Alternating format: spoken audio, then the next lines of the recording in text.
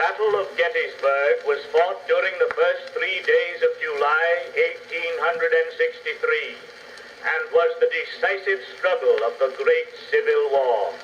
The Union Army under General Meade numbered 100,000, and he estimated that of General Lee at 80,000 men.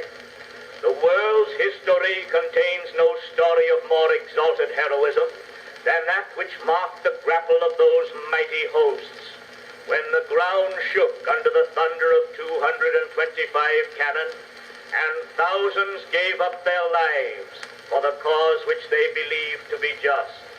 On November 19, 1863, some 4 months after the battle, the Gettysburg National Cemetery was dedicated. The address of Edward Everett occupied an hour and was delivered with the skill and polish which stamped him as the greatest of then living American orators. At its close, when the applause had subsided, the tall, gaunt form of President Lincoln rose and came slowly forward. He held in his hands 1 or 2 loose sheets of paper, upon which he had penciled a few thoughts while on the train coming from Washington. Amid the hush of the large assemblage, without displaying any of the graces of the finished orator, and in the space of barely 5 minutes, he summed up with masterly eloquence the true philosophy of the stupendous struggle. What he said will remain a classic through the coming ages. Listen to his immortal words.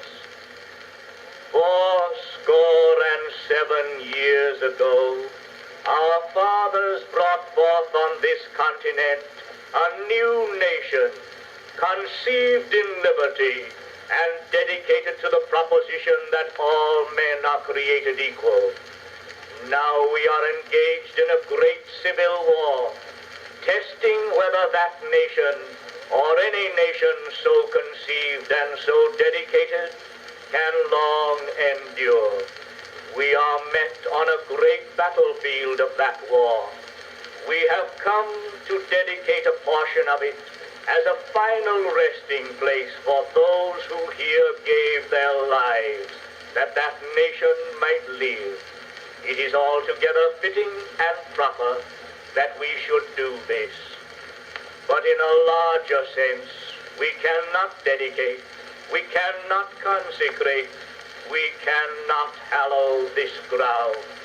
The brave men, living and dead, who struggled here, have consecrated it far above our poor power to add or detract. The world will little note nor long remember what we say here, but it can never forget what they did here. It is for us, the living, rather to be dedicated here to the unfinished work which they who fought here have thus far so nobly advanced.